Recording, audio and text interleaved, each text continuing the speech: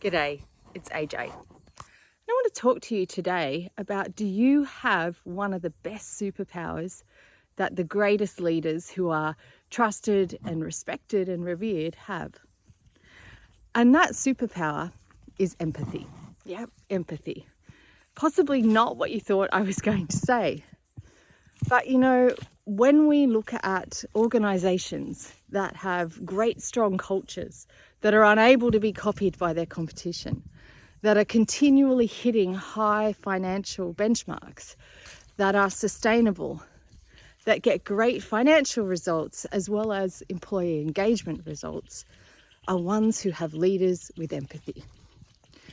Now, lots of leaders I work with will say, well, I care, but I've got 10 or 20,000 staff. I can't possibly go around and show everyone that I have empathy and that I care. And no, you can't necessarily go and visit 10,000 staff, but it only takes a few. It only takes a few interactions regularly for that to begin to have a ripple effect. When it comes to empathy, it's the small things that matter, the small things done consistently. Now, I know this from my own experience early on in my career in my 20s when I worked in a really large healthcare organisation. And I'd been working a lot of late nights and burning the candle a little bit, delivering. And the general manager at the time came and dropped by my office one night when they noticed that I was working late and they were going past on their way home. And so they stopped by, sat down and asked what was happening, what was going on. Was there some kind of deadline or something I was working on, and did they need some support or assistance? Now, that general manager didn't have to do that. I was certainly a lot lower on the leadership chain. I was probably about 24, but it had a significant impact on me. And that leader told me to eat the elephant one chunk at a time. They actually questioned some of the things I was working on in a really supportive way. We talked about what was the most important right now and to just work on that one thing. And so that had a big impact on me and what shaped my vision of how leaders can be. And did I trust him and believe that he was a leader who cared after that? Yeah, through that one interaction.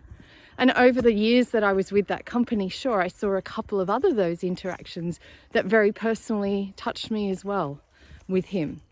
And so that for me was a leader with great empathy, even though he drove the company and results just like you would expect a CEO or general manager to do the rest of the time.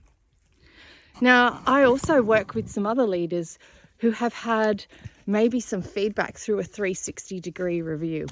And one such leader I was working with had a staff of about 10,000.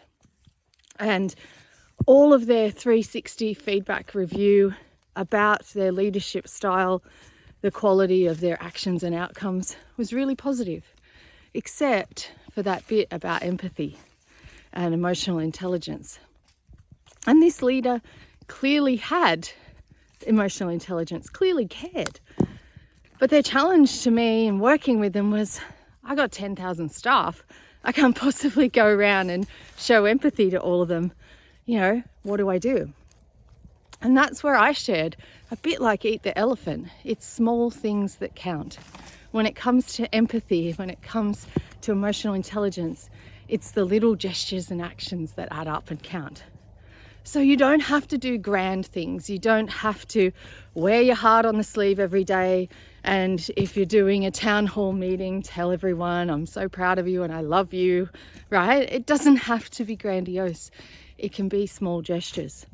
And so this leader I challenged to look for something every single day where they could just show a little bit of care and concern, where they could show that they were listening or that they wanted to know their people. And so they were up for the challenge, and we were certainly working on strategy and other things as well. But this was the one thing that for a while I really wanted them to focus on. And they would find little things, ways to thank people or inquire about them. And then there was this one thing. The building that they were in, with a couple of hundred staff, had a cleaner who was there all the time through the day, not the nighttime ones that come in and clean the whole office, but a cleaner that through the day, you know, kept the kitchen clean and cleaned out the coffee spills and emptied garbages and just did things like that. And she was probably nearing retirement, a more senior woman, and her husband passed away. And this leader, because he was focusing on empathy and really thinking about it, and also because he cared, because he talked to her all the time when she would go and fix up things around his office or his exec suite, he went to the funeral of her husband without any fanfare, without any big hurrah. He was just there at the back. He went to the funeral. She, when she ended up returning back to work after a period, went to his office personally and left a card and a thank you note. And other staff noticed him at that funeral, and he never mentioned it. He didn't say anything. He didn't expect people to say good on you, right? He did it because he cared. And that one gesture spoke volumes. And from then on, he actually found it much easier to show he cared. He found other ways, you know, to support individual staff as it required. And yeah, he never met all his 10,000 staff, and he couldn't possibly. But I know that his next 360, he got great results on the humanistic, encouraging kind of scale. And so small gestures really count. Where are you as a leader forgetting that it really is people who do business? It's people who make your customers happy, and the customers give you profits. So how can you show a little more empathy today at work? What's just one little thing?